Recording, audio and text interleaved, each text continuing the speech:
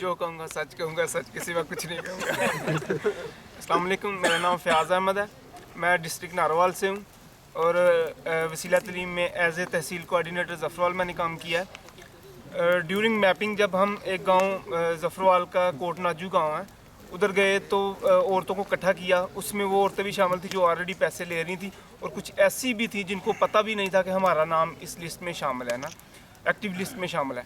तो उसमें एक औरत जिसका नाम शामिल था उसको पता नहीं था।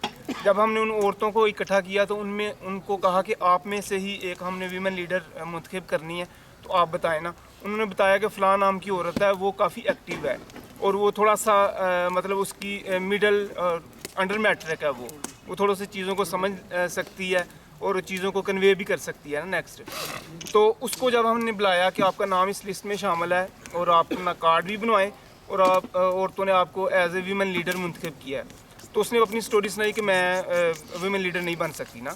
उससे पूछा गया कि क्यों नहीं। उसने बताया कि मेरे हस्बैंड हैं जो उनको फालज का अटैक हुआ है, तो वो बिल्कुल मतलब चारपाई पे हैं। तो स्टार्ट में ऐसा हुआ कि मैं अपने बच्चों का पेट पालने के लिए इंश्योरेंस पॉलिसी करती थी, बीमा पॉलिसी ना, तो वो मैंने स्टार्ट की। उससे ये था कि थोड़ा सा गुजर गुजारा होना शुरू हो गया। लेकिन जो मेरे घर के बड़े थे, मेरे देवर या जेठ, उन्होंने मुझे मना कर दिया ना कि अगर आपने घर से बाहर गई तो मतलब है कि ये हमारी ख़ानदानी रवायत के ख़िलाफ़ है और इसको हम बर्दाश्त नहीं करेंगे ना। तो तब से मैं घर में ही हूँ और मुख्तलिफ़ घरों में काम करके ना अपना गुजर गुजारा कर रही हूँ।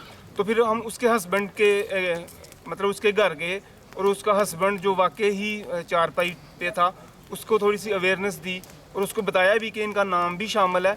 एक तो इनका कार्ड बन जाएगा, नेक्स्ट आपके बच्चों की मतलब कफ़ालत का भी सिलसिला बन जाएगा ना जो स्कूल गोइंग है। तो उन्होंने फिर उसको इजाज़त दे दी और उनको हमने वुमेन लीडर चुना।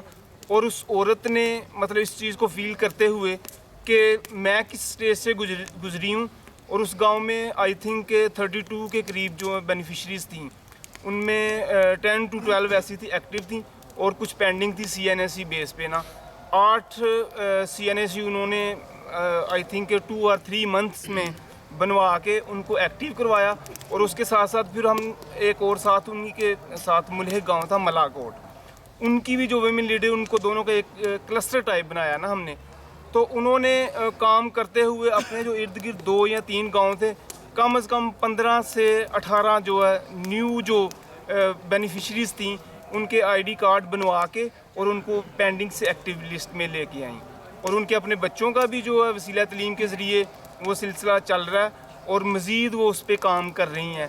कि उनका कहना है कि जिस तरह मतलब कि मैं एक मुश्किल दौर से गुजरी हूँ, ज़्यादा नहीं तो कुछ ना कुछ जो है कि मेरे घर के हालात या कह लें कि बच्चों की तलीम के हवाला से इस पर असरअंदाज हो रहे हैं।